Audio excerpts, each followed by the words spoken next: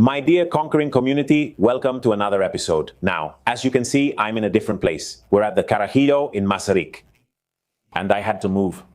I cleared my schedule to be with my guest today, who I didn't want to miss. I'll introduce him now. But first, as a preamble, I want to open this episode with a phrase that really resonates with me, and that's where I started to get hooked on the message of my guest today. And it's that we don't see reality as it is. We see it as we are, and many times we feel a lot of stress because we're fighting against that reality.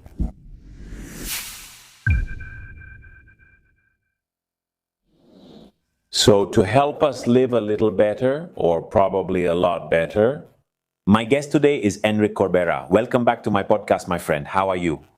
Good. Adapting.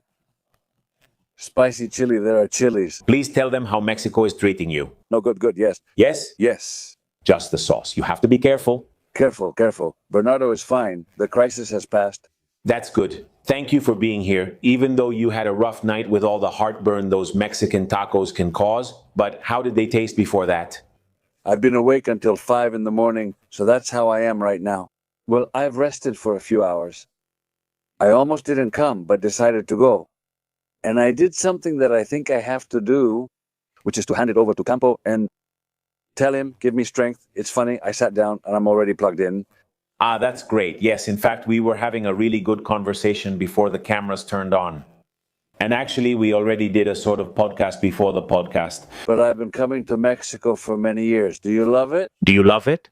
There are 2 countries in Latin America that have been key in my development. Okay. Argentina, Mexico, then Spain. And those 3 have always circled each other to see who reaches the top first. On the list of On the list. favorites. Yes.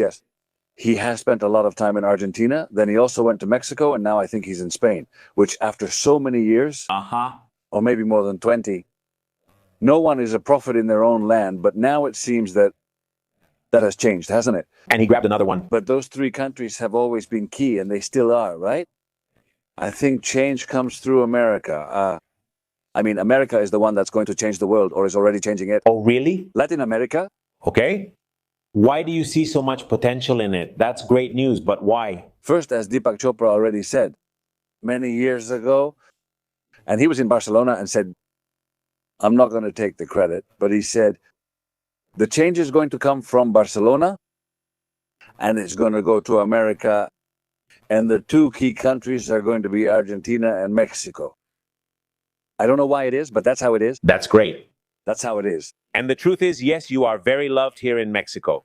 You know, I really resonate with your message. I've seen that you fill the auditoriums where you perform, and I think your message is fundamental for that change you're talking about. All right. From now until I leave this world, and notice I didn't say until I die, because death doesn't exist. That's all I dedicate myself to. Okay. But rather, from now until I leave this world,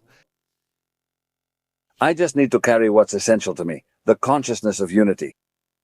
The consciousness of unity. What does it mean? The consciousness of unity, as Leonardo da Vinci used to say, learn to see everything is interconnected. Okay? The consciousness of unity, which would already come from Hinduism, it's an Advaita consciousness, which is a word in Sanskrit that means not two. Not two. Not two. Hinduism existed over 4,000 years ago, and Taoism later emerged from it. Taoism tells us about yin and yang. A person who is in the Tao is someone who knows how to manage both polarities. Being in the Tao means knowing how to balance the masculine and feminine. Okay. Once you polarize, you leave the Tao. And that is the consciousness of unity. To understand that you are always with the person you need to be with, to live the experience you need to live, and that there is no such thing as good or bad luck. Why? Because everything is interconnected. And that interconnectedness puts us all in a field. Like we are now on the internet. Okay. Where is the internet? We don't see it. But we are. But we are. Well, we are in a field that we can't see, but we are there, and we are a particle of consciousness in a field, let's call it infinite, of consciousness or of liberation. That doesn't fit today's reality, Enric. Now everyone is focused on individualism to the extreme. To the max. Why? Well, I don't think this is a bad thing. I think they're cycles. I mean, like I was telling you off the mic before, if you want to know the light, you have to live through the darkness. And that's just how it always has to be. So we're living in a society that's very individualistic. Okay? Until that society arrives, it will go into crisis as expected.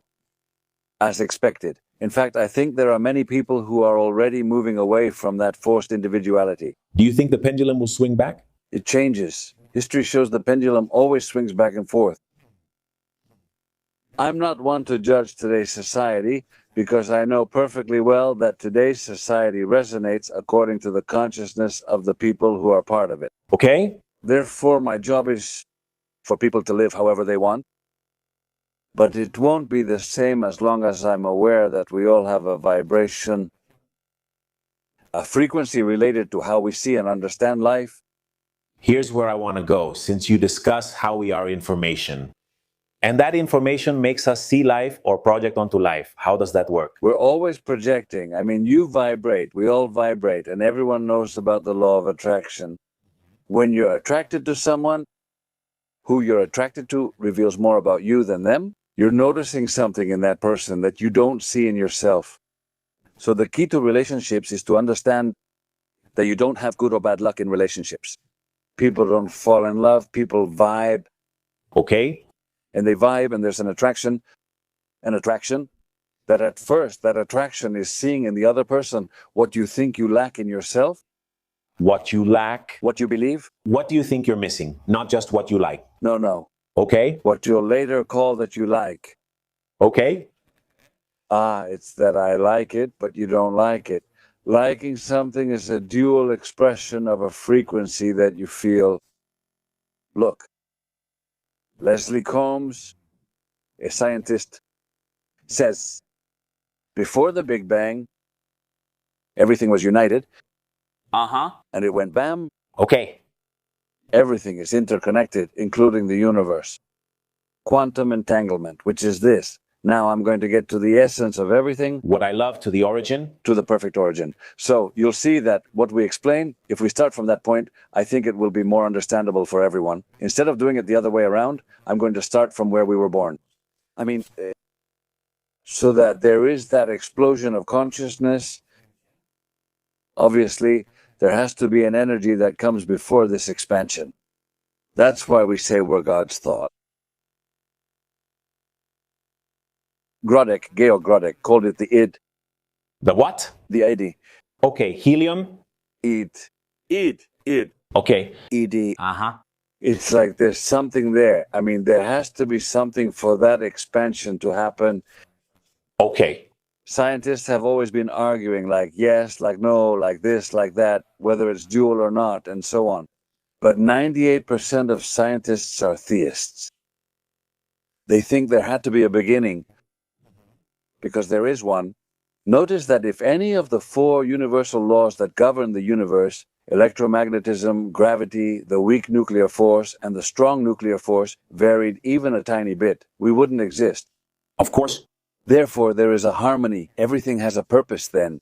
In that expression, in that, Combs says, we were all united. We are all connected.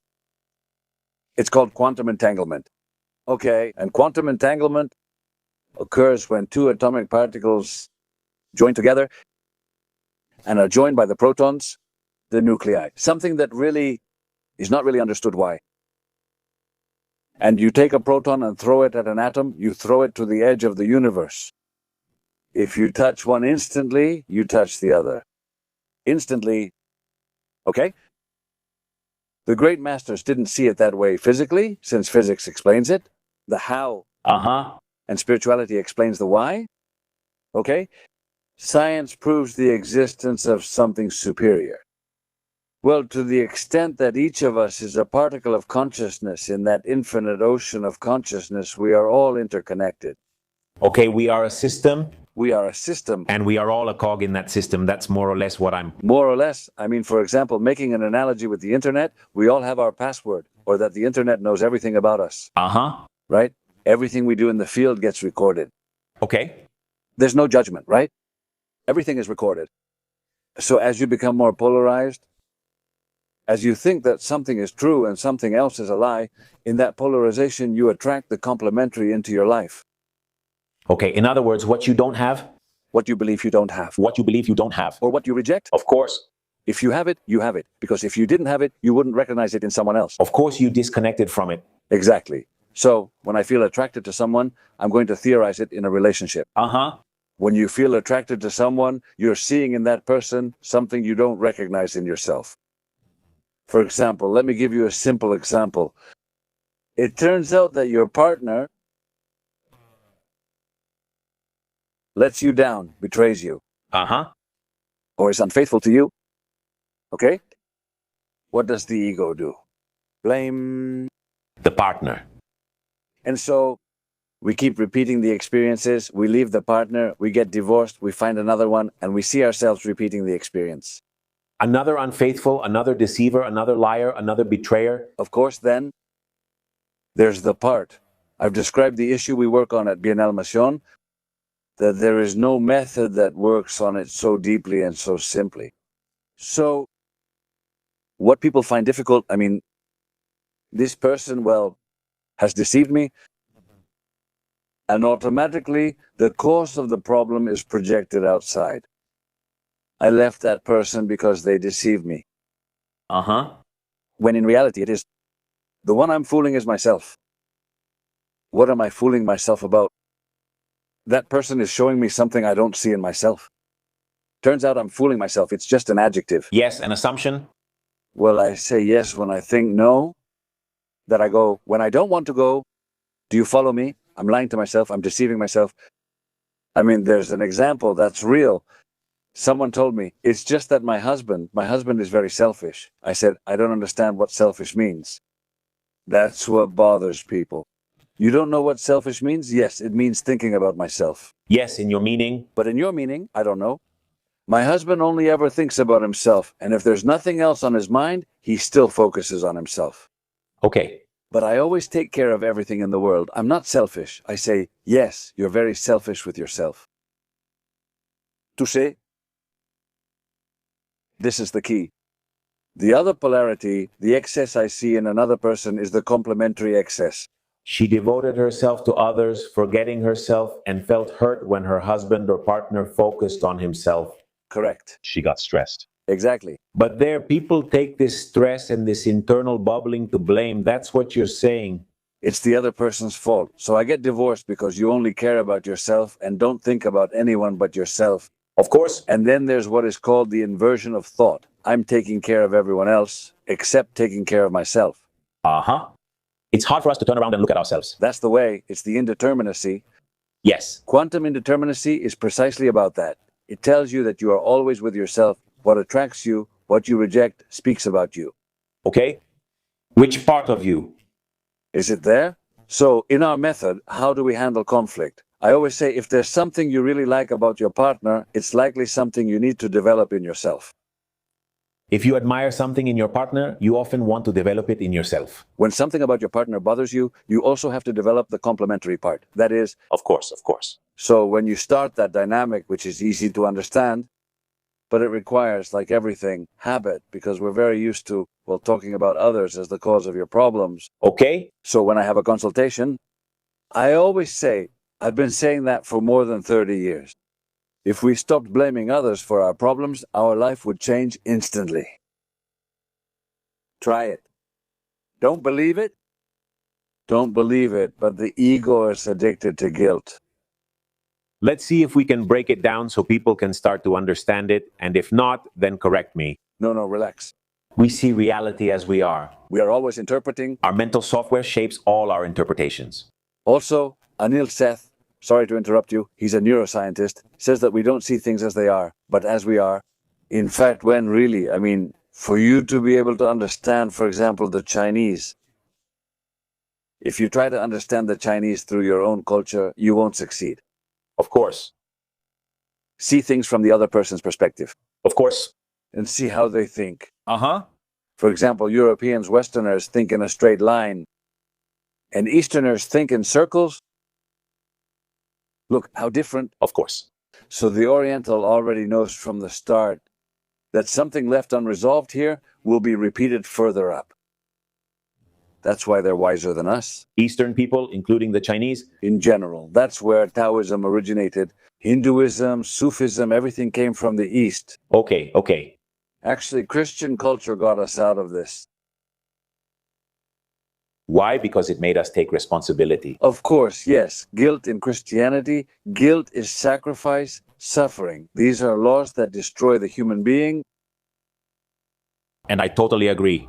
That's right. They destroy the human being. And guilt is the best argument of the ego, which is mistranslated by the church because in fact it's called hamartia. The word is hamartia, which in Greek means error. One thing is to make a mistake, another thing is to blame. And in Western culture, guilt is the first commandment. The famous, through my fault, through my most grievous fault. We're always there. Blaming. Of course. The blame, you. In this case, we say my fault, but usually we blame the other person. Yes, but my fault, because when something has happened with a relationship, yes, we do blame ourselves, but you shouldn't blame yourself. You have to understand the lesson.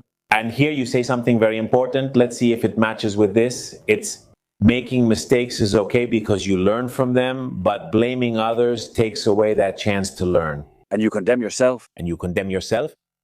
And you condemn yourself. So, playing the blame game is playing the victim game, and I don't need to tell you how addicted we are to victimhood. In today's society, we are addicted to being victims. To being complete victims. Why? Because it's very easy to blame others. It's the government's fault, it's society's fault, it's my partner's fault. Destiny, luck, my horoscope. Bad luck. So, there are stories. Yes. When in reality, you have the power to decide at every moment of your life, who do you think? So, when do you really start? In fact, I did a course in miracles. What? The tests you go through and that repeat themselves over and over again. 1 second. Wow. Thanks. Can you unplug it from there, please, Fer? Something turned on here in the quantum field. The God of duality. Is the television? How? God, duality is television, and look how it turned on. The God of duality is television. Why does it make us watch? Just like guilt, look at this one and the other. Came to interrupt this message, we're not going to let it. No, but things never happen by chance. Wow. As a sign, this doesn't happen. Things never happen by chance. Look at how the world was complaining. It complained. The world complained. That's it, Abraham. That has happened to me so many times. Really? That's when you grab a microphone and drain the batteries in the crowd, but then it works. Boom, drained again. Wow. I'm going to pick it up again because we want to leave this so people can see what happened here because there was, how did you call it? The message we're sending is reaching the field, and the field is very dominated by ego. Okay. When you're breaking down the ego, or more than breaking it down, it's like I'm watching you. I'm discovering it. You're discovering it? It distracts you? It's his cry. Good for those who didn't see the other part. We have a television here in the Carajillo and it was off, or at least it seemed that way, right? It was off and suddenly it turned on and made a racket. Yes. So, how interesting. And we're going to try to leave it there so people can see it.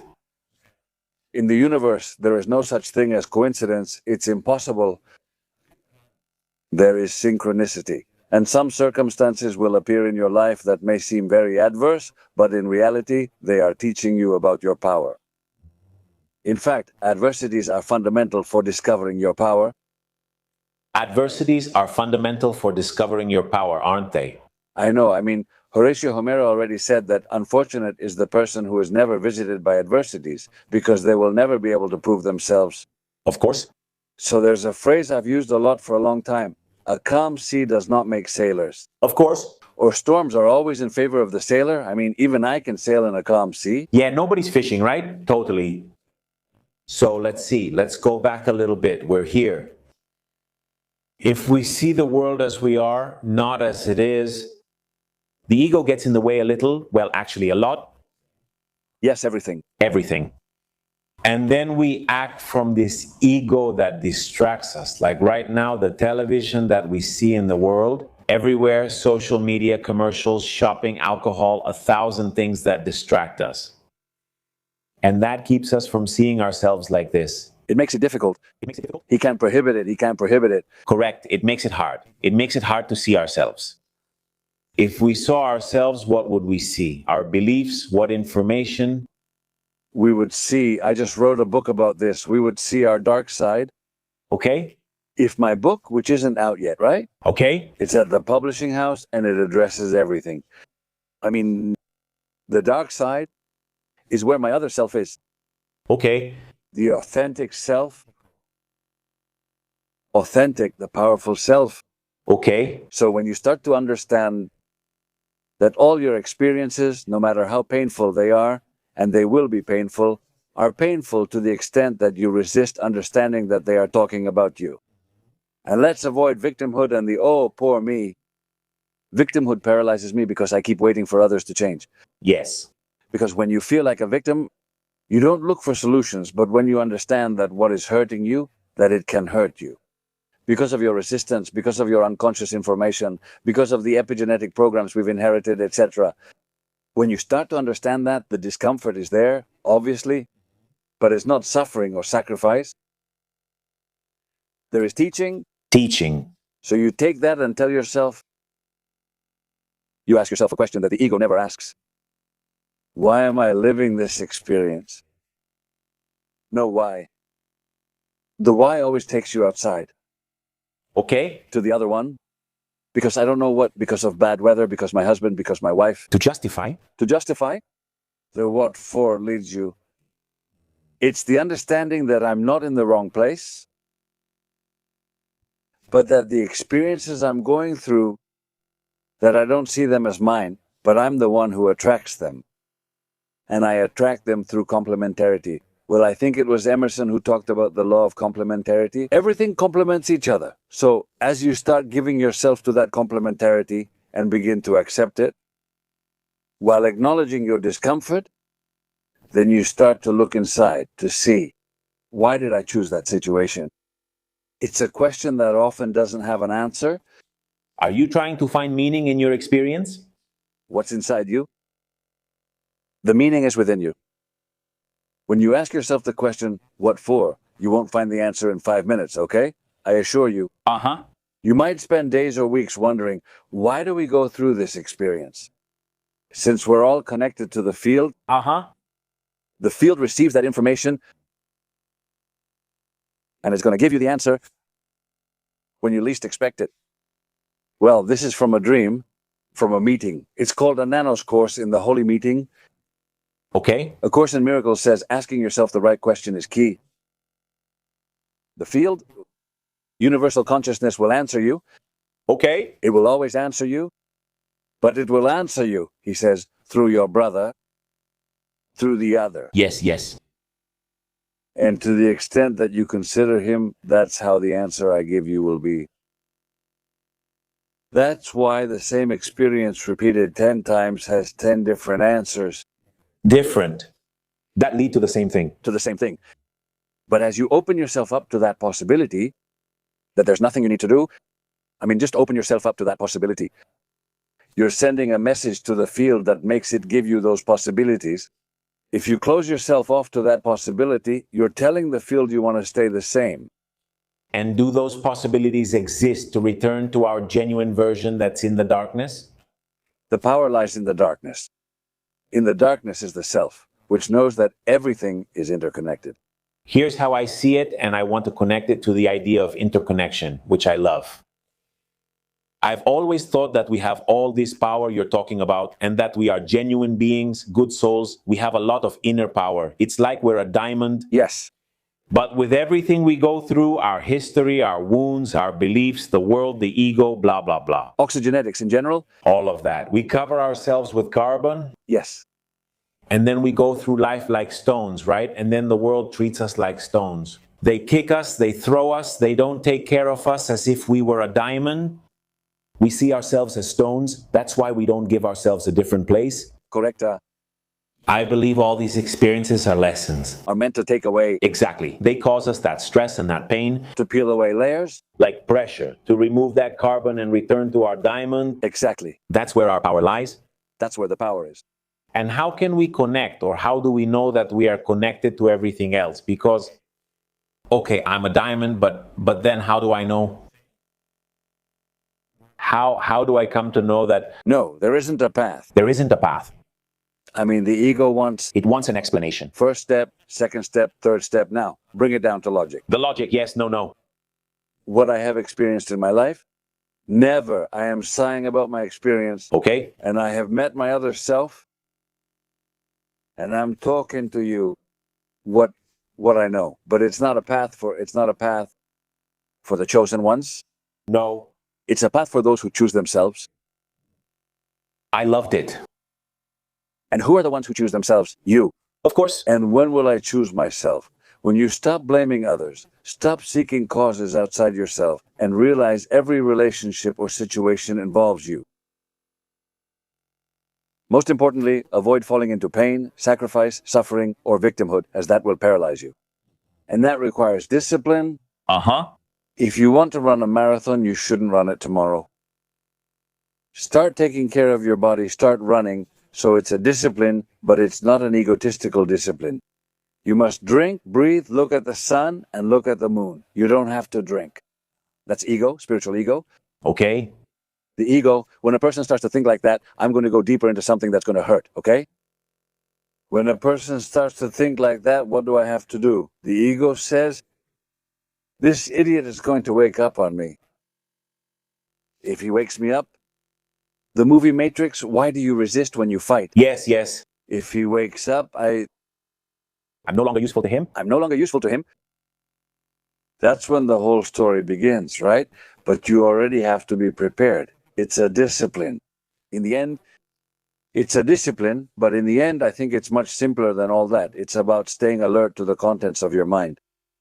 I want to ask you about that since one of your talks is closely related. You said that once you saw a phrase that told you, here I understood how you wanted to convey this, which is more or less, you'll correct me if I'm wrong. My truth is the greatest of lies. Correct. For all those stories you tell yourself. Of course. How does that work?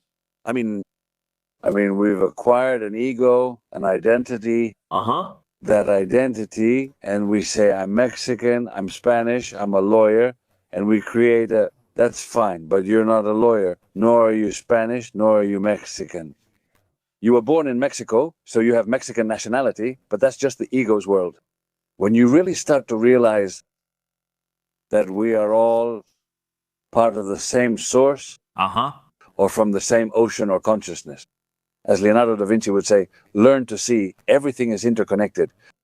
When you realize that, your identity, you use it, it's okay, but you are not your identity. You don't relate to your identity. The ego aligns with one identity and opposes others. Uh-huh. I have my identity and I embrace other identities. Okay. I embrace them as a diversity. So you accept more? Of course, you know what? That the game of identities is the game of the ego. Uh-huh. And when you look at it that way, you never stop playing. That's why we're all competing to reach the carrot. Yes, but you never stop playing. You play. For example, I'm a free person. Uh-huh. Do you know why? Why? Because I don't want to convince anyone. And how does that make you free? If you like what I do, great. If you don't, that's fine too. Okay. That I might be bothering you, or that you like it. But in the end, whether it bothers you or you like it, I prefer that you don't like it.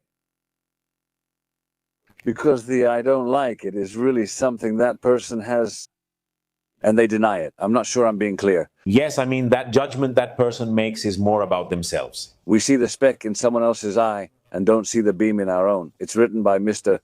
Okay? Okay? We blame others, but don't recognize our own faults, right? I mean, the ego will tell you, tear out your eye, right? No, you don't have to tear anything out, right? Instead, our mind, connected to that great mind or to that consciousness, It will always be reflected in your life, the unconscious information needed for healing. Okay. For example, the sins of the fathers will be passed down to the third or fourth generation. A harsh claim by the ego standards, yet A Course in Miracles says, you become the savior of your ancestors because you inherit the programs, Yes. whichever they are, of pain, of suffering that there is. You change them because you don't judge them. Then you become the savior. In fact, when Jesus healed a blind man, his apostles said to him, Lord, who sinned, him or his parents? I mean, look, according to the church, the Lord said, God put that there so I can do my work, which means the same thing. But then, as you can see, you've already read a lot about it. Yes, yes, yes. But I want to focus on something very important that I want to emphasize there. And to be able to make the unconscious conscious, observe Around you, your friendships, your results, everything you like and don't like. everything. Okay, now that we see that and that we can be accepting rather than fighting reality, Correct. how do we form that habit you're talking about? I mean, I know there's not a 1, 2, 3 step, but how can we start to feel more connected, not so separated? It's practice.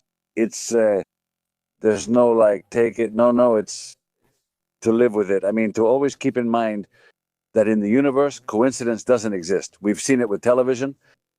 Yes, that's really impressive. But for example, right now people would say, Johnny, the thing is I can try to play differently and be different, and the world outside No. is not going to let me. There it is. Look what they're blaming. I know. Just look at what I said. I'm going to try. No, you're not going to try anything. Are you following me? I mean, that's ego.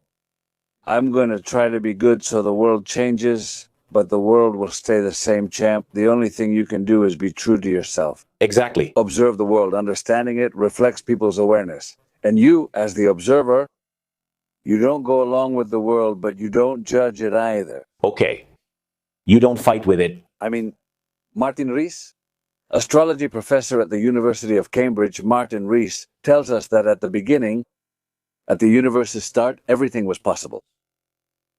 Everything is possibilities, so that those possibilities manifest in our lives. Remember that, okay? For possibilities to manifest in your life, the observer was necessary. When I observe, listen closely, this is important and the key. I'm even getting emotional. When I observe a situation at that very moment, I am creating a reality that I am going to experience myself. Pay attention, okay? I mean, one thing is to see, another is to observe. So you have to observe what is called to be the innocent observer, the pure perception that observes but does not judge. Is the observation of the ego to judge. Nikola Tesla tells us that the day we understand that our opinions and our judgments speak about ourselves, okay, I'm going to put you in a situation. Real, I've already jumped in the river. I love it. I love it. Because I'm used to the questions people ask me, oh, but the wars, what's happening in Israel and so on. This is a human misery, but not the misery of Jews and Arabs. I'm not sure if I'm being clear. Yes, yes. It's human misery. So what the ego automatically does is say, this is wrong, that's right. Others say, that's right, that's wrong. And we keep killing each other. Things are neither wrong nor right. The world reflects the state of consciousness of the world, of everyone's consciousness. In the end, everything vibrates. Therefore, the only thing you have to understand is that what is happening there didn't start there, that there is a before and after in space-time. I completely understand both Jews and everyone else, since everyone has their reasons. The judgment. Yes. The judgment, for example, the Jews hold extremely harsh information unconsciously. I'm not saying it, the world already knows. They were massacred and killed by the millions. Okay? Now it seems they're doing the same thing. Okay? But there's a whole context. a socio-political context where Israel, which is the holiest place for a certain part of the world, is where there are the most wars. But Israel, what happens in Israel is not just what happens in Israel, it's what happens in the human consciousness that we all share. I don't know if I'm explaining what I mean with the best of everyone. If we aren't at peace with ourselves, how can we expect peace in the world?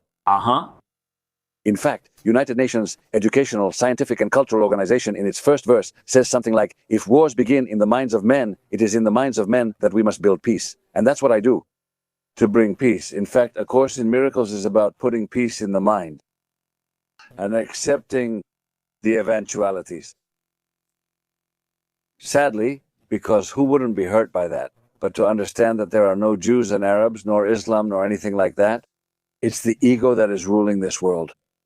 I mean, what we are experiencing is totally... The collective consciousness... Yes, the sum of everyone's projection of everyone. Of everyone. Notice how all participate, all play, and interests are everywhere.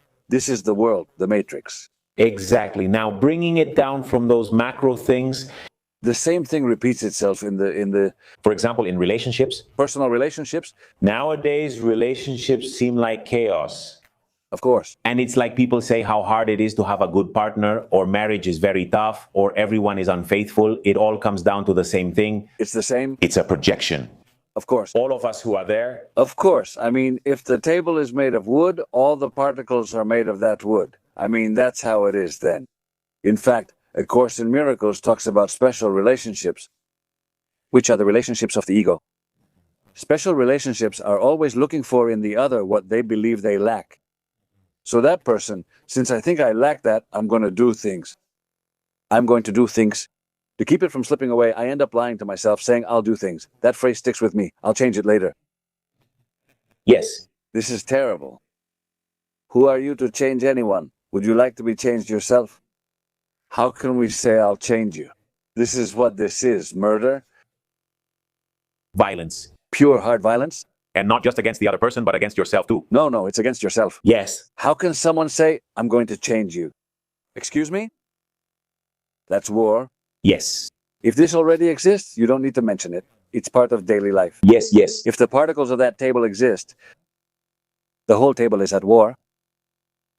How is that war reflected? It's shown in all their circumstances.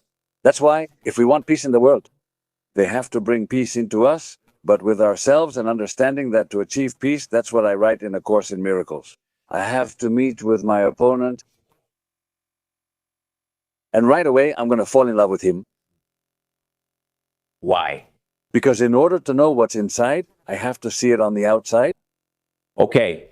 Because otherwise I can't see it. A Course in Miracles. Your brother holds the mirror that lets you recognize yourself. Without it, you couldn't. Your brother can be your partner, your friend, whoever. Okay. Talking about your brother is like talking about your reflection. They are your mirrors. They are mirrors. We have many. Yes, yes. From the couple, the parents, and so on, right? Okay. So when you start to understand why you went through something like I did, that makes it clearer. I was born into an ultra-Catholic family. I've explained it many times, okay? And I'm the rebel, I'm the black sheep, but not black. Pitch black. Fucking devil. Actually, my mother used to say I was possessed by the devil. Okay. That's how I was born, okay? And my mother had 10 children, and she had to go visit the gentleman, pay a visit. One day, I had to take either my sister or little brother, who was hungry. I said I went to church and said, nurse him.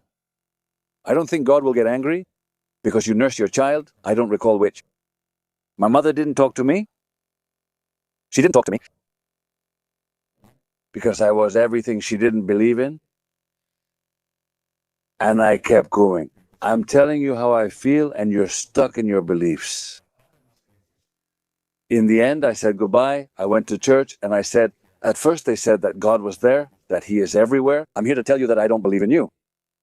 And I left. Yes. Okay? With that act, I freed my parents. And now you might ask me, how do you know? Go ahead, ask. How do you know? Well, through a lucid dream, 2 lucid dreams. A lucid dream. For those who don't know, it's when you have a dream where you observe yourself doing something. Okay? You don't have a typical dream, like nightmares, where you're just doing things. But in a lucid dream, I see myself doing something, which would be like the fourth dimension. So I have a lucid dream where I see myself in a dark room. I'm observant of myself. I mean, to realize you're in one dimension, you must be in the second. Okay. To know that you're in the second, you have to be in the third. Okay. To know that you're in the fourth, you have to be in the... To know that you're in the third, you have to be in the fourth, Do you see? Okay. Is that clear? Yes. Okay. So, a very dark room, and my father appears, my mother, and I'm there. Okay. And my father and my mother hug me. They thank me for freeing them. I woke up and said, "You have done your job well." After 15 days, I have another lucid dream again, and I'm in the same room. And my father's parents come out, they hug me, and they tell me the same thing. "Thank you for having freed us." This is love. This is love. I mean, the world is trapped in a very dual paradigm. It's trapped. What does that paradigm look like? We're seeing it, observing it. I mean, notice how everyone talks badly about each other and so on, but we have to take that to... We're talking all about the consciousness of unity. When you start to understand that, and as the Course in Miracles says, it is impossible for anything to happen to a child of God that he has not asked for. And when have I asked for anything? Well, when you judge it. And here, let me see if I can get to where I want to go, because you've said it throughout the whole talk, and I want to try to, without falling into ego, which you told me isn't 1, 2, 3, but so that people can view it more concisely. Let's see if you can assist me. The moment you observe yourself and understand who you are or how you are. That's an exercise I'm not giving you for tomorrow. That's an exercise. Of course. It's a mental attitude of discipline. Totally. You start to get to know yourself like with any other relationship. Without judging yourself. That's when the good part comes, without judging yourself. Not yourself or the other person. And then you accept yourself, and therefore you can accept others, and you stop fighting, and we can reach an agreement. Exactly. One that benefits us both. Correct. Okay. When that acceptance begins, like you said, I no longer want to convince anyone. If someone likes it, great. And if not, that's fine too. It's because you're no longer playing this ego game of pleasing others, of being accepted, of getting compliments. You are. And from there, you'll start seeing which results, based on who you are, you like, and which ones you'll go for. Of course. And then you start learning from the difficulties, from the adversities. Look, we could never move forward if it weren't for criticism. The criticism towards you. Self-criticism. No, the external criticism. Okay. I mean, in fact, I've been through those stages. I've lived through some very dark times where people have thrown a lot of diatribes at me. I've been accused in my country. Well, do you know what upsets the ego most? What? That you don't respond. Does he want to defend himself? The ego always wants to defend itself. So naturally, if you attack me and I don't react, you can attack me and I don't respond, and then you go publicly to Mexico. Andres, he's an idiot and blah, blah, blah, and I don't respond. Yes. Do you know where the energy you give returns? To you. It comes back to you. That's turning the other cheek. Okay. That's like turning the other cheek. If I slap you, you offer the other one. The ego doesn't understand anything because the ego slaps you so that you react, because the ego needs struggle, confrontation. Its existence is separation. But when you... That's why Jesus, when he was with those episodes, they really move me.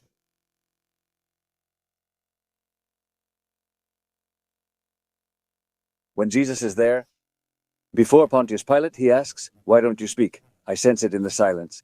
I didn't understand years ago, hearing the buyers of this world. Well, not to compare myself, but they've crucified me. There is evidence. They have crucified me symbolically on television channels. On the famous, what will they say? Yes, the cameras were following me there and all that. God, nothing. I'll tell you more. They did to me. A complaint was filed against me with the Spanish State Prosecutor's Office. To me, The Spanish government investigated me for a year and a half. And in the end, their final report found no evidence of any crime. Not even a trace. And interestingly, a friend of mine met, a person, she had a relationship with someone. That person was the inspector investigating me. I think you hold on to that so you can see how things come and go. And they came up to talk about me. Do you know Enric Corbera? I investigated him for 18 months. He's the kindest person I know. We found nothing, and he doesn't lead a double life. This can't really be explained, only up to a certain point, like now, right? Yes. But on the level of... You can't see it from the field. But let's see then. The famous, what will they say? The criticism and judgments people might have about you. They give me strength. The point is not to react and not to let your ego get involved, but how do you grow from there? Look, so you don't sync with them. Here's an example from class I often use. Yes. A girl, it's just that, I don't know, someone is really jealous of me, and it bothers me. No, it bothers me that my family is really jealous of me. And she says, but you're a lucky girl. Why? You envy me? Yeah, why do you think they're jealous of you? Is he seeing your strength? I told him that, and he made a face. Sure, envious people always envy others because they believe they lack what they see. The envious person wants to destroy because he believes he can't be like you, so he criticizes you or makes you angry, etc., etc. He says, you set me free. I reply, I just gave you a push. And she left delighted. People tell me, you've changed my life. And I say, no, I just gave you a little push, but you have to take the step. So when you realize that, how that dynamic works, when someone criticizes you, when someone attacks you, it's because they see you as very strong. There's a phrase from Chilean aviation that says, to build great airplanes, we need very strong enemies. Okay, sure. It drives you to grow. Sure, so, But most people would get stressed, they'd worry, they'd want to fit in, so they'd lower that power they have just to get through the area. so as not to bother anyone. So how can we make all of this an ally? No, I'm already explaining it. And that hurts us. I can't give you like step 1, kneel down, step 2, eat a carrot. No, it's not like that. No, but that interpretation we just saw was very clear because you clearly master it. Of course. How can we tell ourselves stories better so we don't fall into these lies? Also, living with the awareness of unity. Unity awareness is easy to explain but hard to apply, mainly because the ego resists. okay. It's not because it's difficult. There's a saboteur there. It's easier than explaining. Stop blaming others for your problems. Second, maintenance. Stop blaming others for your problems. Okay. And third, stop talking about others as the cause of your problems. That's it. But of course this. We're used to saying, oh, poor me, bad luck, bad karma, I don't know what, and so on. But there is no such thing as bad karma. There is information that is inherited from parents to children, epigenetics, which is scientific, and it shows us that this information is passed down from parents to children. Why is it inherited? Someone has to heal it, as A Course in Miracles would say. Someone has to transcend that. Okay. And how do you transcend it? With forgiveness, but not the forgiveness of the ego. I've explained it in the NDSK experience, not with the forgiveness of the ego, but with the forgiveness of the Holy Spirit. So the ego forgives, but it doesn't forget. So when I'm here, which I call the present moment, but I'm thinking about what happened here. My wife cheated on me, my friend stole from me, this and that. You're not here, you're here. In the past, which is your present. So your present is your past. The ego tries to turn your present into your past because the present moment is where the most creation happens. If you're focused on what's elsewhere or what you think happened, you're not present, just repeating the story. That's a cycle. Until one day you wake up and say, I set you free. And to set free, which is what we teach in Bien y Emoción, is to go there with a different perception. And Dr. Natalicia Mateo says it. When you are able to go to your past and see it with a different perception. And from that awareness of unity, You change your emotion, Yes. you let go of the past and return to the present. Yes, it's like a butterfly effect. That's right. Yes. In fact, physics explains it with retrocausality. Retrocausality is I can change my past. Uh-huh. Okay, I can change my past, but the effects. Are you following me? I can change the effects because my past has me tied down. It has my present mortgaged. So my life is a circle. Yes. Are you following me? My future is the same because everything is. Because you think you'll repeat the past too. So when I go through an experience and I blame her, Uh-huh. I'm left tied up. Okay. We'd better explain it now. Yes, yes, yes. I stay tied up. So forgiveness frees that. But to forgive is not the ego's forgiveness, not I forgive you, but I don't forget. Forgiveness is I see this. I learn. I understand why I experienced this. Exactly. So that's called self-inquiry. Uh-huh. In fact, bioneuroemotion is a discipline that helps a person find their unconscious programs in order to release them. Not from a place of guilt, but from the understanding that this is a In fact, that allows you to live in the holy instant, in the present moment. The holy instant is living in the present moment. In the here and now, people don't live in the here and now. No. No, we either live reliving the past Or worrying about the future. or worrying about the future. Totally agree. So the moment of maximum creation is here and now. So when you start to be here, you become the master of your life.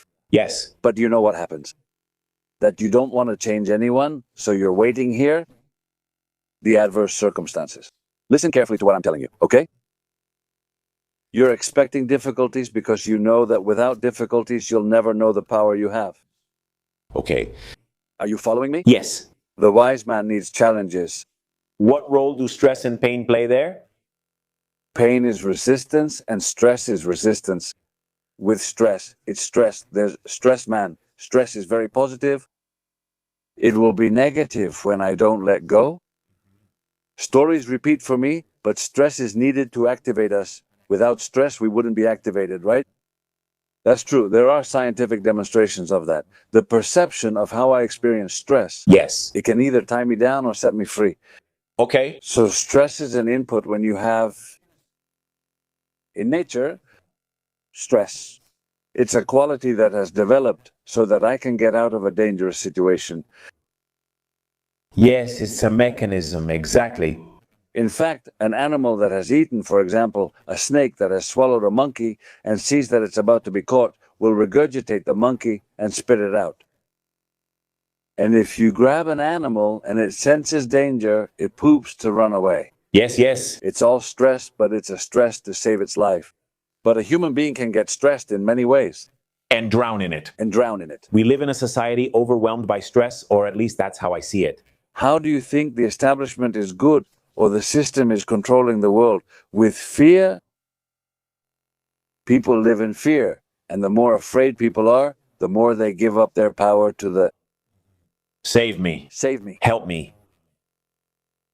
When in reality, the world around us is a reflection of our inability to assume our own power.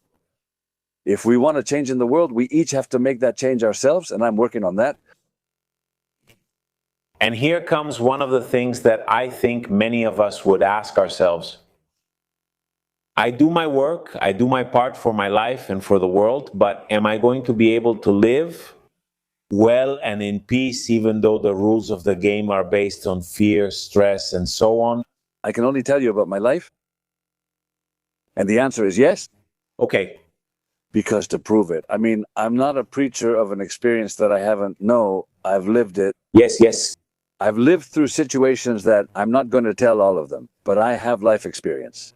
But I've been in the shit, as they say. And I've been at peace.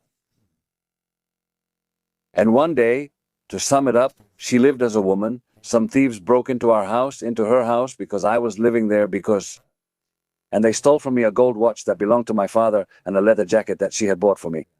I was left with nothing.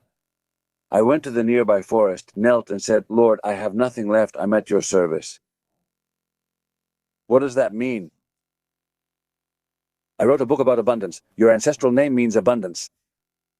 We all are. We potentially have the ability to create our own life.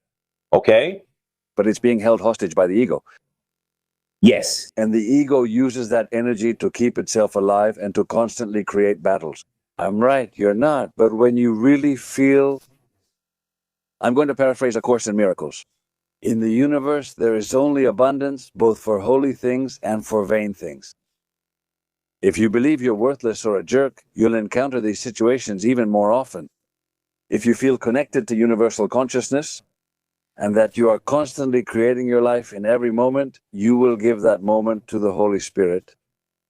And you will ask for inspiration, but for inspiration to come, you have to let go of what you think is best for you. It's called a state of surrender. Okay? I mean, I don't know what my path is. I give my path to the Holy Spirit, and that's what I did. Okay? I never thought I would be doing what I'm doing. Well, actually, I didn't think anything at all. But life has shown me things. It has opened doors, dreams, revelations, and I have followed them. One of them, I'm summarizing, in my 44 years, I mean, a person appeared to me in a dream and told me, you have to study psychology. At 44 years old. I woke up and told my wife, I'm going to the university to enroll in psychology. I graduated at 49. The university awarded me a certificate of merit.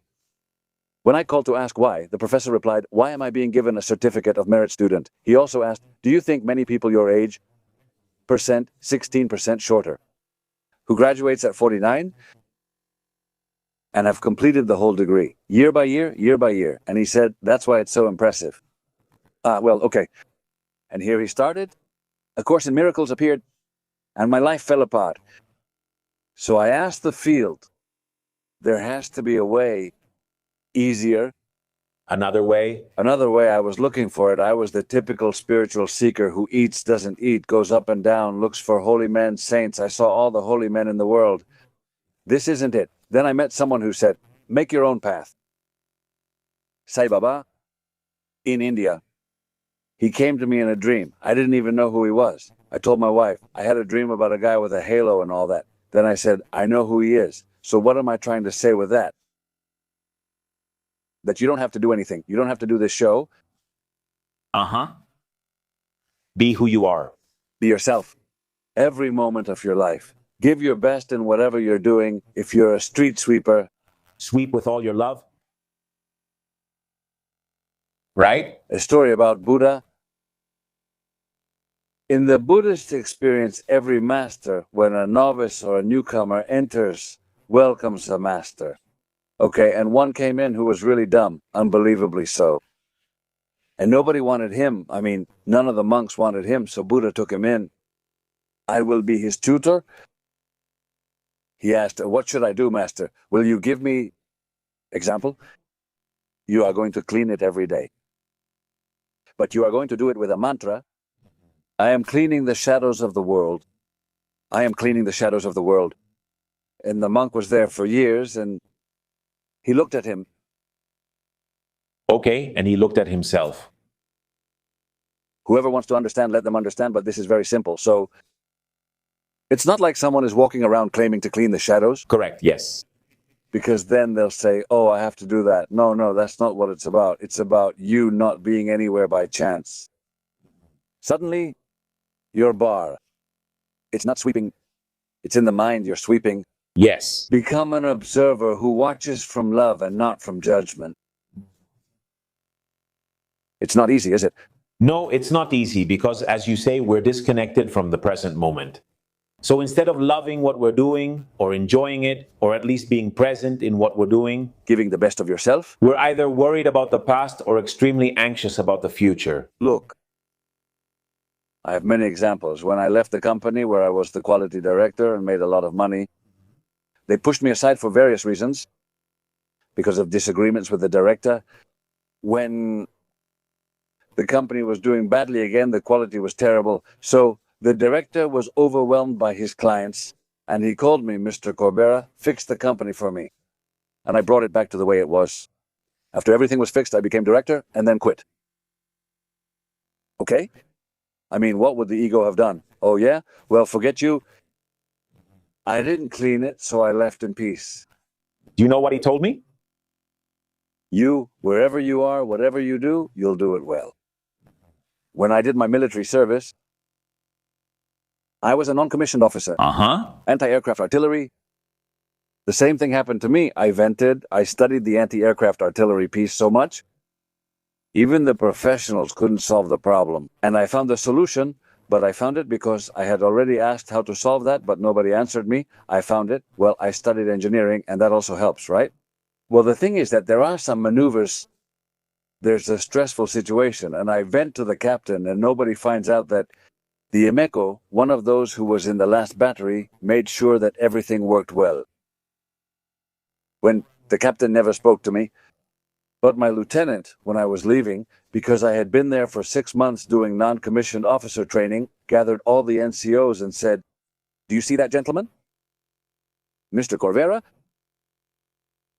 He's an Imeco guy here for 6 months. And he knows more than you do. That man, whatever you do, life will make it right." I'll say a phrase and you tell me if it's related.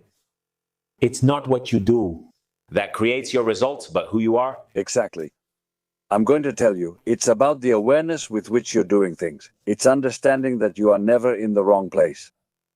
Everything is perfect. Everything is perfect, even if you're in deep trouble. Nothing is a mistake. Nothing is a mistake. Even if you're facing something tough. Correct. Why is nothing a mistake and why is everything perfect? So that they can... Because in life we aren't born or die, our lives are to be continued. I mean, no one is conscious when they're born and no one is conscious when they die. Death doesn't exist. It's a change of state, and that depends on your vibe, as they say here. Good vibes only. Here it says raise the vibe. So, when you become aware that the circumstances in your life have to do with your vibration, I've already told you everything. I mean, everything is arising from you. That's what we said at the beginning. The world is a reflection. People tell me, so I attract problems? I say, no, you attract lessons. You don't call them problems. Every problem is an opportunity to get to know yourself better. Every problem has a purpose. Of course, every circumstance, no matter how adverse, has potential. That's unity consciousness. Okay. It's just that I don't know how to explain it to you any better. Yes. Yes, if that's the case, then what does the ego do? It complains. The government, the mother, the father, the Holy Virgin, Saint God. Some people tell me that if God existed, there wouldn't be wars. I respond, there are wars because God exists, because thy will be done. It's written, do my will. But you do your own will and not mine. Yes. Love your neighbor as yourself. Oh, how beautiful. Love your neighbor as yourself. It's very easy. I'm not explaining anything that hasn't already been explained. And yes, and many times we don't even love ourselves. We don't even know who we are. But we do hate ourselves. We blame ourselves. But in the end, the ego doesn't care who is to blame, as long as the blame game is being played. In fact, A Course in Miracles says, that guilt is the stone upon which the ego has built its church. Can you repeat that, please? The ego, the guilt is the stone where the ego has built its church. And this material world we live in today belongs to the ego. In other words, everything they sell us, what they tell us, everything is to ease this guilt, to distract us from reaching these lessons. Remove your breasts, get new ones, reshape your nose, add hair, remove hair. Buy this phone to be cool. People can do whatever they want with their lives, but it's not about what you do. But you're getting distracted from what's important. Of course. People can do whatever they want with their lives. I want to make one thing clear. People have every right to do whatever they think is best with their lives, except to leave, to put the cause outside.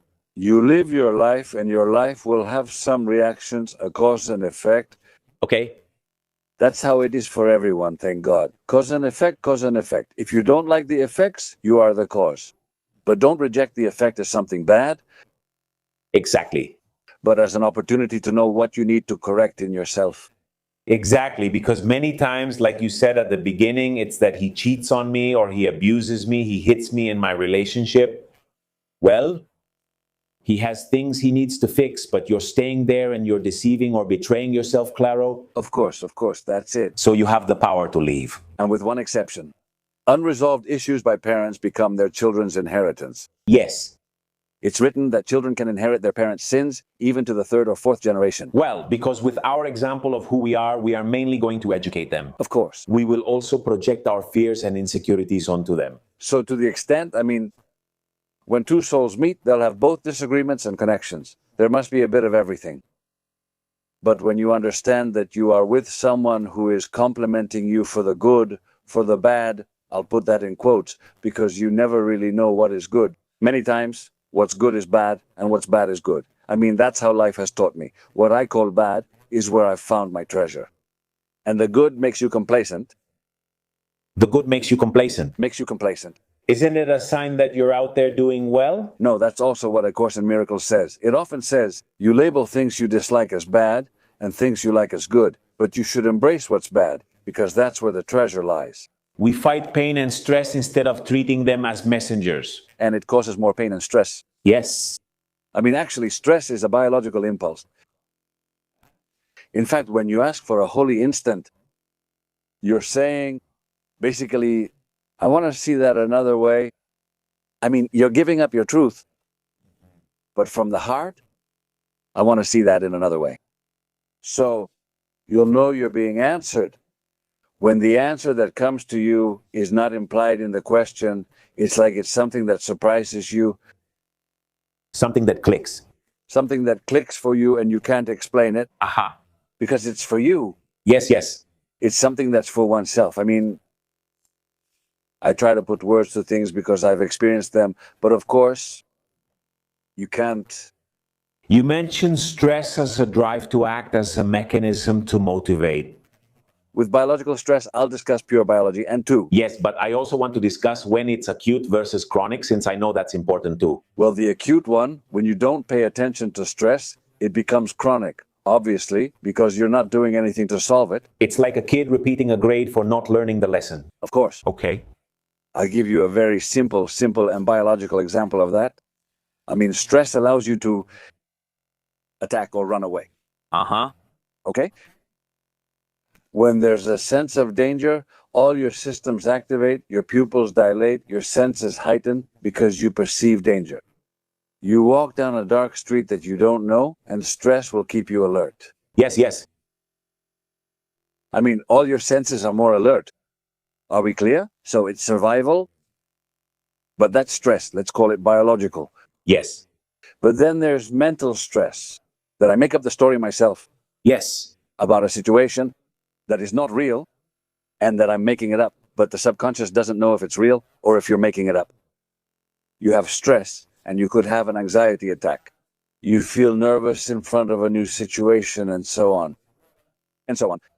Well, I found myself like that many times, and in the end, I apply this to surrender. Let the chips fall where they may. You know what I mean? I ask for inspiration, which anyone can do.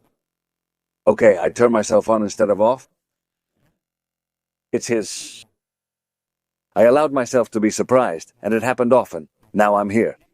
So basically, do you let go of control a little bit? Everything. All the control? Earlier today, I told you I had a rough night and almost didn't come because my ego said not to. Because the ego loves to complain. Yes. I said if I feel a little better and I made it here, I told you, hey, I don't know how I'll be. I sat here and the countryside connected with me. Ah, how lucky you are, Enrique. The countryside connects with you. It doesn't forgive. I'm not lucky. I give up. I could have been called at the time when I'm asleep all night long. Yes. I'm not sure if I'll be okay at all. They give you the night. I'm going here. Are you following me? That's surrender. So you've seen how I've sat down, how I've activated myself, but that's not something that belongs only to me. For example, how would you have realized whether or not to come? To differentiate the ego? My ego was telling me not to. Why? Because the ego doesn't want me to talk about those things. Because I take away its power. Okay. But I'm not just taking power away from my ego. Yeah. From everyone else's ego too. Our listeners will be like this now. And I'm telling you now that their egos are going to show. Like, you're just pretending, Corvetto. An idiot. They're right, but he's an idiot in a good way, not a bad way. Okay. I don't know if I'm making myself clear. Yes.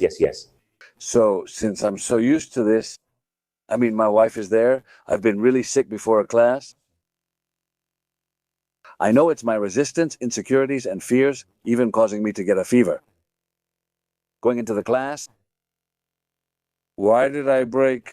I mean, giving up would be like continuing to live without control, Without expecting anything. without expecting anything, without expectations, without wanting to control. Correct. It's not resignation, which is often confused with resignation, like, what are you going to do to me? Not giving up is let your will be done, not mine, as the Lord said. Jesus, he sweated blood. And he saw his crucifixion. Okay, And what did he say? Lord, let your will be done and not mine. Listen, then we call ourselves Christians, we call ourselves Catholics, and how nice that sounds. And we worship Jesus and we ask Jesus to solve our problems. When Jesus tells you, you solve your own problems, just like I solved mine.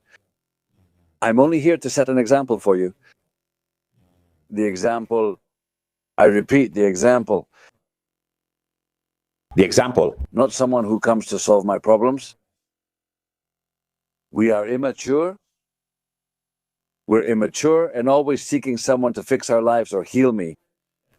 A Course in Miracles says illness comes to heal you. It doesn't tell you not to take care of your body. Of course, of course. It comes to heal what truly needs healing, the mind. The origin, not the symptom. Of course, the conflict you have is due to the body, as Brulito explained. I mean, the cells, when you're stressed, the environment stresses your whole body. Yes. And the cells, the membrane, which is the brain, in the end explains very well the membrane captures. An environment here could mean too much acidity or alkalinity. Are you with me? Yes? And it sends information through the messenger ribonucleic acid to the nucleus so it can produce the necessary proteins. And as Bruce Lipton says, all diseases, including tumors, are that junk that the body, when it's invading the system, has to store. Do you follow me? Yes, yes, yes. Those aren't my words. They're a doctor's. Very important, which I agree with him on, just to be clear. So when you understand that, A Course in Miracles says illness comes to save you. You need to be in a unity consciousness to understand that. If I poison my system through bad food, bad thoughts, guilt, and so on, toxic stress, are you following me? I get stressed wanting to change my wife or boss. Look at my crappy job on the physical side, like I'm telling you. Yes, yes. That poisons my system and makes me sick. Yes. So I will. I'm not saying you shouldn't go to the doctor. Of course not. You go to the doctor and take your pill and all that. Then ask yourself, let's see, why am I living this? They're always like that, so I'll give you an antidote. Do you believe me? For the same price? Yes. It's cheap. When you go to bed, Do you give thanks? Or do you live in lamentations? then the people, you always want my parents to change and for me to earn more money, which you agree with. It's always complaints. And what does the universe give us? More opportunities? More opportunities? Make a list as simple as things I can be thankful for in life. I have a job, my kids are healthy, I have a wife, we argue, but then we make love like you wouldn't believe. We have sex, as they say in America. I mean, here we have sex. Uh-huh. We grab each other, we have sex, and here we see stars or whatever, right? Be grateful you breathe every day. You completely change your focus. And this is the message you send to the field, gratitude. Yes, gratitude. The power of gratitude. People don't use it. Enric, you could even appreciate the lessons, right? That's what I was going to tell you. Thank you for the experiences that seem adverse to me, which actually hide the treasure to get to know myself better. Bless your enemy. It's written, bless your enemy. Yes. Satideva, Buddhist monk from the year 700 after Christ. He who has an enemy and doesn't value him is like having a hidden treasure at home without knowing it. And here comes something really interesting, which we were just talking about in a casual way, but it's very true, about the great teacher that your partner is, especially in marriage. And personally, since I got married, I realized 1,000 things about challenges. That really stressed and overwhelmed me at first, but now I say thank you for it. I consider myself stronger, wiser, a lot of things that before, of course, I didn't even know about myself. Of course. But like we said before at the beginning, it's She makes me. Of course. She hurts me. She tells me. Are we living in a narcissistic world? Yes, totally. Totally. And the narcissist is, I'm the best, the greatest, and everyone else has to change. So, of course, look, nowadays the establishment is making it so that that there are couples who can't have children. There's a mess of identity changes. There are people who think they're a dog, who think they're a cat. I mean, people think that the universal consciousness has made a mistake. They think they're better than nature. Yeah. I mean, they know more than nature. Yeah.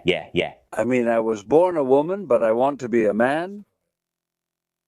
Excuse me? So, nature made a mistake. Now you can feel like a man while being a woman? Yes, of course. And the other way around? Yes, of course, because we have both biologies. Of course. In fact, the problem lies in the culture of the Catholic religion. For example, Charles Magno, he had a boyfriend and a girlfriend. For the Greeks, homosexuality and the other thing, well, there was no taboo. Between men and women, it didn't exist. It wasn't a taboo. No. It was normal. Normal. In fact, Carlos Magno had a girlfriend and a boyfriend. Obviously. I mean, it's a culture thing. Then the Catholic Church came. Yes. And cut it off. Which has been the great castrator because it has placed women below men. And not even God can deny this. Not even God. That's how it is. The pendulum was on one side and now it's swung completely to the other, right? Exactly. Yes. Now men seem unimportant while women have all the rights. I don't judge it since I understand. It's understandable. But we have to go back to that part you mentioned before. Of course, but look. The balance. In Mexico, which I know well, there's a boy and a girl. They never ask the girl, how many boyfriends will you bring me? And to the boy they say, let's see how many girlfriends you bring me. So there's a culture where a Mexican man can have children with 3 women. Yes. I'm not making this up. I saw it myself in the plaza. No, it's a fact, yes. But who educates the women? Me, the children. The mothers. Yes. The mother. Here, when something is really nice and really good, they say, it's awesome. Like, it's really good. I mean, the language reflects all of this. So, right now we're shedding a bit of light and clarity on that. I also feel like we're quite...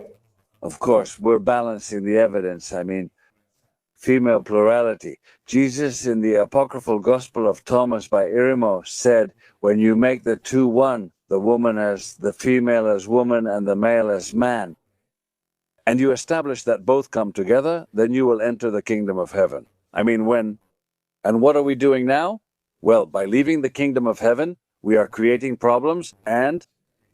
Do you think that all this chaos that we are currently experiencing among political movements, excess information, everything that it may be, is it... separating us from the awareness of unity? Is it separating us? I mean, even though all the lessons are there, is it... We are isolating ourselves. Okay. We are among ourselves. It's an analogy. We are becoming a tumor in society. And of the universe, since you discussed consciousness and unity. Yes. You know what comes to my mind? The ecosystems, everything. There's a lot of energy in the universe, you know? Yeah. Very high frequencies. For example, angelic beings have a frequency. Are you following me? There are many worlds. Many? Earth is just one world among so many worlds in the universe, depending on our consciousness. And you realize that in this world, I say you, correct me or confirm it for me. But I see that the universe in general, from what one hears and sees and learns, is a perfect system. Yes. From the water cycle to how galaxies move, the planets, the sun, gravity, everything. I repeat. Science explains the how. And spirituality explains the why. And I think he said that science without spirituality is lame, and spirituality without science is blind. Okay? Yes. You need both. Of course. In that perfect system, the human is, as you said, like a tumor. Like it goes against all of that. No, the human isn't the tumor. It's what he created. What he projects. What he projects. It's becoming a tumor because our disconnection from ourselves leads to disconnection from the world. In fact, illness itself, obviously we've talked about illness, even genetic illness and so on. I mean, it's a disorder of our consciousness. It's a disorder. Yes. It's a disorder. Yes, now it's been proven, and the World Health Organization said it. I don't remember the percentage, but almost all illnesses are psychosomatic. All of them? Well, 98%, but I read that too. Yes. 97% and 3%. I mean, nothing exists. Nothing exists by chance in the universe. There's no such thing as coincidence, there's causality. So, And we are the cause. us. So let's finish with that. I mean, we started with the idea that we are the cause. We went all the way around. Yeah, you get it. I love it. Yeah. And let's say that we are the cause. And with that question, I want to start wrapping up this episode because there's a phrase you say, you change, everything changes. Everything changes. Could you confirm that it's like that? That's true, but I don't change for the sake of it. Okay. That's the change the ego makes. If I do this, I'll get that. No, I change. That's the only change. The only possible change you can make is to stop projecting the problem of your life or the circumstances of your life. Outside, there is only one bandage, this one. It's kind of a little... And that automatically deactivates the desire to control circumstances because what you can control is yourself. Fine. You start and you stop playing. There are such great teachers. Nikola Tesla said it too, as I mentioned before, right? But great teachers who told you, Jesus, Buddha, Rumi, and so on. Also, Rumi said, you will never know. You will never be able to know what salt water is if you don't know sweet water. Yes. You get me there, okay? In the movie Vanilla Sky, I love the line, the sweet wouldn't taste so sweet without the bitter. Of course. It's true, the contrast. We live with the contrast. When you know how to live in contrast. I'm lucky to have traveled a lot, especially in Spain and America. We're similar but different people. You get me. Each person, for example, uses the word pendejo. When I say pendejo here, people get offended. And I love the word pendejo. I love it more than gilipollas, for example, right? But I say it in an affectionate way. People hear the word and project. Hey, Enric gave a class and said pendejo 20 times. If it weren't for that, the class would be better. That's a judgment, which says something about the person. Yes. Yes. And about its meaning. And about its meaning. Yes. That's why we see the world not as it is, but as we interpret it. In Argentina, pendejo, like my wife says, just means a kid. Yeah, and in Peru, it means a wise man. So everything is what we believe? And it's the same word. Exactly. So, of course. That's spectacular. Of course. Now, under this awareness of unity, is there any meaning to love and happiness? Or does everyone have their own? Look, what does it mean to be happy? I asked you first. No. What is it? What does it mean to be happy? People might say having a Ferrari or 5 lovers to be happy. Do you know the secret to happiness? I know that I am part of a whole called love. And if I manage that energy, I will never lack anything to fulfill my role in this world. Are we love? A lot of love. We forget because we hide behind baggage and masks. You don't need to do anything to find God, as A Course in Miracles says. Just remove the barriers you've created in your life. With that, I stick with that because that's what we forget that we already are. We are. But we disconnect from ourselves. We put up barriers, yes. Yes. You need to remove the barriers between you and Him. But love is always within you and supports you and says, you can prevent God from shining through you, but you can never stop Him from supporting you. Wow. Removing those barriers brings us back to our enlightened and loving side. And then you accept every experience as mastery. Wow. I've only become a master because I've stepped in shit. Yes, you teach what you most needed to learn. Do you agree? I think that's why some of us are here. I'm telling you. Enric, it has been an honor for me to share this table with you. Thank you. This is the second time I've had you here in this talk, in this podcast. Really, thank you. You're welcome. I want you to know that now I'm also his student. I'll tell you more about it later. And well, may you continue on this path with this vocation. May God give you a long life so you can keep spreading the message. And to everyone. And that's right. So that you can put it into practice. Applause. With that, we say goodbye. Let's give our guest a round of applause. I invite the people who watched and listened to us to leave a comment. What are you taking away from this? What blew your mind? For me, it was a lot of things. And above all, share this with someone who you think might need it. But above all, like Enric said, those of you who are already here, it's not a coincidence. Let's put it into practice. Thank you very much, and we'll see you in the next episode. Thank you, Enric. If this episode moved you, it's because it resonated with your soul. So if you want to take the next step to learn and apply everything we've talked about here, I want to invite you to my next online workshop, completely live, called Challenge Beautiful Love. It will take place on November 3rd, 4th, and 5th, and there I will guide you in depth so that you stop choosing from your wounds and start relating from beautiful love so you can find the love of your life. You will discover how to heal so you can step out of the modern love game by stopping the repetition of the same patterns. And above all, to start loving yourself in a beautiful way, because that's the foundation for attracting the love you truly deserve. First, have a good relationship with yourself. So, if you want to be with me as your mentor in this unique experience and move to the board of beautiful love, click now on the link below this episode or go directly to my Instagram profile to sign up. Don't let it pass you by, because this is your moment to level up in love and choose from your wholeness, not from lack anymore. I'll be waiting for you at the Amor Bonito Challenge with 3 classes that will change your life and your so-called luck in love. Because it's not luck, it's skill. Sign up and I'll see you there.